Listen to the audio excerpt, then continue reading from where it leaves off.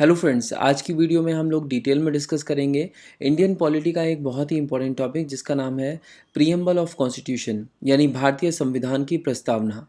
ये video preamble of constitution की part 3 video है। पार्ट 1 और 2 में हमने देखा था कि प्रीएम्बल क्या होता है, उसके मेन कंपोनेंट्स क्या क्या हैं ये देखा, और साथ ही साथ सोवरेनिटी, डेमोक्रेटिक और रिपब्लिक, इन तीनों टर्म्स को डिटेल में डिस्कस किया। अब बात करते हैं दो और टर्म्स की, सोशलिस्ट और सेक्युलर, जिन्हें 1976 में 42nd अमेंडमेंट द्वारा प्रियम्बल में ऐड किया गया था। हम यहाँ पर दो चीज़ें डिस्कस करेंगे। पहला ये कि सोशलिस्ट और सेक्युलर का मतलब क्या है, और दूसरा ये कि ऐसी क्या ज़रूरत आन पड़ी थी कि इन्हें 42nd अमेंडमेंट के ज़रिए प्रियम्बल में ऐड करना पड़ा। तो एक्चुअली मॉडर्न सोसाइटीज़ में मेनली दो तरह की इकोनॉमिक सिस्टम्स होते हैं, एक कैपिटलिस्ट और दूसरा सोशलिस्ट। कैपिटलिस्ट इकोनॉमी में कंपनीज या फैक्ट्रीज़ की ओनरशिप प्राइवेट इंडिविजुअल्स के हाथ में होती है। क्या प्रोड्यूस करना है, कितना प्रोड्यूस करना है, ये कंपनीज के ओनर डिसाइड करते हैं। और इतना ही नहीं, अपने प्रोडक्ट्स को किस भाव पर बेचना है ये भी कंपनीज के मालिक खुद ही तय करते हैं। कहने का मतलब इन सब मामलों में सरकार का हस्तक्षेप ना के बराबर है, कोई इंटरफेरेंस यहाँ पर नहीं होता है। अब ऐसे में क्या होता है कि सभी कंपनीज आपस में कॉम्पीट करती हैं, और जो भी कंपनी ज़्यादा अच्छा प्रोडक्ट बेटर प्राइस में देती है, लोग उसको पसंद करते हैं। इस तरह कुछ कंपनीज ज़्यादा तेज़ी से प्रॉस्पर करती हैं, जल्दी ग्रो करती हैं, जबकि कुछ पर ताले लगने की नौबत आ जाती है। इसीलिए कैपिटलिस्ट इकोनॉमी को मार्केट ड्रिवन इकोनॉमी भी कहा जाता है, क्योंकि यहाँ पर डिमांड और सप्लाई खुद ब खुद इकोनॉमी को रेगुलेट करते हैं, गवर्नमेंट को इंटरवीन नहीं करना पड़ता। बट इस कैपिटलिस्ट इकोनॉमी में एक दिक्कत है, जिसे हम एक एग्जाम्पल से समझेंगे। मान लो एक जगह पर 5 लोग रहते हैं। इन 5 में 4 लोगों को ब्लू कलर की कैप पसंद है, लेकिन इसे ब्लू नहीं, लाल रंग की टोपी पसंद है। आपको तो पता है कि पूरी इकोनॉमी डिमांड एंड सप्लाई के फंडे पर चलती है, और यहाँ पर डिमांड जो है वो ब्लू कैप की ज़्यादा है। तो होगा क्या कि सभी कंपनियाँ ब्लू कलर की कैप बनाएंगी, रेड नहीं, क्योंकि रेड की डिमांड बहुत ही ज़्यादा कम है। इसका मतलब इस सोसाइटी में इसकी ज़रूरत पूरी करने वाला कोई नहीं है। इसीलिए सोशलिस्ट इकोनॉमी का कंसेप्ट पिक्चर में आया। यहाँ पर गवर्नमेंट ने पूरा का पूरा प्रोडक्शन डिस्ट्रीब्यूशन अपने हाथ में ले लिया। सोशलिस्ट इकोनॉमी में गवर्नमेंट की प्लानिंग टीम्स चेक करती हैं कि फैक्ट्रीज़ की प्रोडक्शन कैपेसिटी क्या है। साथ ही साथ गवर्नमेंट अपने सर्वेज के थ्रू ये भी चेक करती है कि लोगों की नीड्स क्या हैं, उनको क्या चाहिए, उनके कंसर्न्स क्या क्या हैं।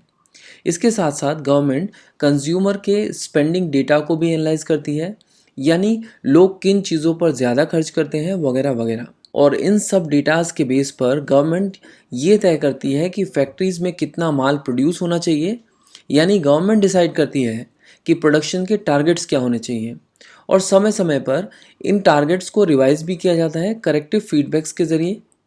सोशलिस्ट इकोनॉमी में चीज़ों का प्राइस क्या होगा ये भी गवर्नमेंट ही डिसाइड करती है। यहाँ पर सेंट्रल गवर्नमेंट हर चीज़ के लिए प्लान करती है, ताकि सोसाइटी में सबकी ज़रूरतों को पूरा किया जा सके। और इतना ही नहीं, सरप्लस या प्रॉफिट्स इक्वली सब में बढ़ जाता है, यानी यहाँ पर किसी एक का फ़ायदा नहीं है, सबके फ़ायदे के बारे में सोचा जाता है। एक दिक्कत है, क्योंकि गवर्नमेंट में बैठे चंद लोग, 150 लोग, ये अकेले कैसे डिसाइड कर सकते हैं कि उसकी 100 करोड़ की जनता को क्या चाहिए, कब चाहिए, कितना चाहिए। यानी इन सब में गलतियां होने के चांसेस बहुत ज़्यादा होते हैं, राइट। इन दोनों टर्म्स को हमने डिटेल में समझा, और साथ ही साथ ये भी देखा कि इनमें क्या क्या कमियां हैं और क्या क्या बेनिफिट्स हैं। ये जो सोशलिज्म की डेफिनेशन हमने देखी, ये बेसिकली मार्क्सिस्ट सोशलिज्म या कहें कि सोवियत सोशलिज्म की डेफिनेशन है। इसी तरह सोशलिज्म को लेकर गांधी जी के भी अपने विचार थे, जो कि मार्क्सिस्ट विचारों से काफ़ी अलग थे। गांधी जी बात करते थे गाँवों को सेल्फ सफिशिएंट रिपब्लिक बनाने के बारे में, जहाँ पर हर गांव इकोनॉमिकली और पॉलिटिकली सेल्फ डिपेंडेंट होंगे। गांधी जी की इसी फिलॉसफी ऑफ सोशल ऑर्गेनाइजेशन को गांधीयन सोशलिज्म कहा जाता है। अब अगर बात करें इंडियन इकोनॉमी की, तो इंडियन इकोनॉमी ना तो कैपिटलिस्ट है और ना ही कम्प्लीटली सोशलिस्ट।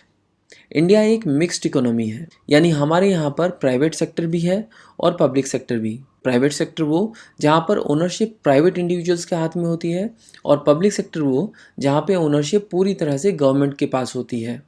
ये दोनों ही सेक्टर्स इंडिया में साथ साथ कोएग्जिस्ट करते हैं। अब बात आती है कि इंडियन सोशलिज्म मार्क्सिस्ट सोशलिज्म है या फिर गांधीयन। तो इसका आंसर सुप्रीम कोर्ट ने 1983 के अपने एक लैंडमार्क जजमेंट के थ्रू दिया था।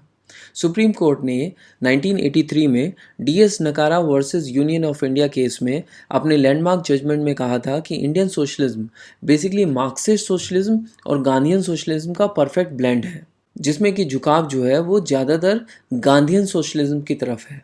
तो कुल मिलाकर बात ये है कि हमारे यहाँ पर मिक्स्ड इकोनॉमी है और हमारा इंडियन सोशलिज्म भी बाकी देशों के सोशलिज्म से काफ़ी अलग है। हमारे सोशलिज्म मार्क्सिस्ट और गांधीयन सोशलिज्म का मिक्स है, जिसमें गांधीयन सोशलिज्म की तरफ झुकाव ज़्यादा है। इसीलिए हमारे देश के सोशलिज्म को एक नई टर्म से जाना जाता है, जिसका नाम है डेमोक्रेटिक सोशलिज्म। डेमोक्रेटिक सोशलिज्म का एम है पॉवर्टी, इग्नोरेंस, डिजीज़ और इनइक्वालिटी को ख़त्म करना। अब बात करते हैं दूसरी टर्म की, जो है सेक्युलरिज्म।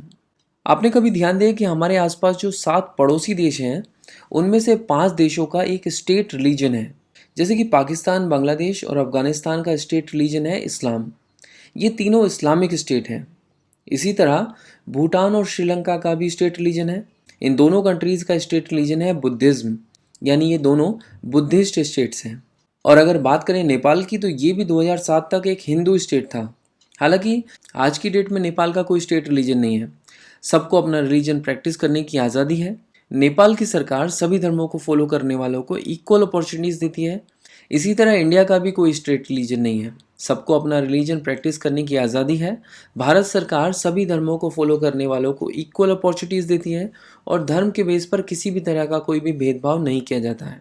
बेसिकली एक देश का रिलीजन को लेकर क्या नज़रिया है, इसके बेस पर उस पर्टिकुलर स्टेट को 3 टाइप्स में डिवाइड किया जा सकता है: एथिस्ट स्टेट, थियोक्रेटिक स्टेट और सेक्युलर स्टेट।